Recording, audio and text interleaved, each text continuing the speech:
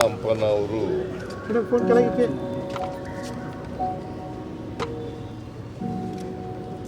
ನಮ್ಮನ್ನೆಲ್ಲ ಅಗಲಿದ್ದಾರೆ. ಒಂದು 4-5 ತಿಂಗಳಿಂದ ನನಗೆ ಒಂದು ಕಾರ್ಯಕ್ರಮದಲ್ಲಿ ನಾನು ಹಂಪನ ಅವರು, ಕಮಲಾ ಹಂಪನ ಅವರು ಎಲ್ಲರೂ ಭೇಟಿಯಾಗಿದ್ದರು. ಕಾರ್ಯಕ್ರಮದಲ್ಲಿ ಅವರು ಮಹಿಳಾ ಸಾಹಿತಿ,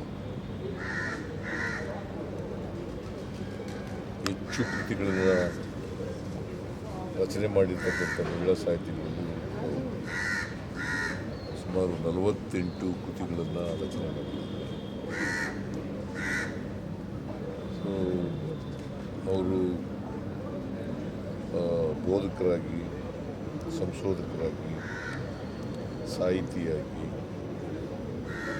ಕನ್ನಡ ಭಾಷೆಗೆ ಬಹಳಷ್ಟು ಶ್ರಮಿಸಿದ್ದಾರೆ.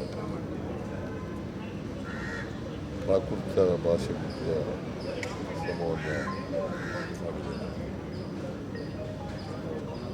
ಸೊ ಅನೇಕ ಕಡೆಗಳಲ್ಲಿ ಬೋಧಕರಾಗಿ ಬೆಂಗಳೂರಿನಲ್ಲಿ, ಮೈಸೂರಿನಲ್ಲಿ, ವಿಜಯನಗರ, ಕನ್ನಡ ವಿಶ್ವವಿದ್ಯಾಲಯ ಕೆಲಸ ಮಾಡಿದ್ದಾರೆ. ಒಬ್ಬ ಉತ್ತಮ ಸಾಹಿತಿಯನ್ನು ನಾವು ಅವರ ಆತ್ಮಕ್ಕೆ ಚಿರಶಾಂತಿ ಕೊರತೆ ಅಂತೇಳಿ ನಾನು ಪ್ರಾರ್ಥನೆ ಮಾಡ್ತೀನಿ.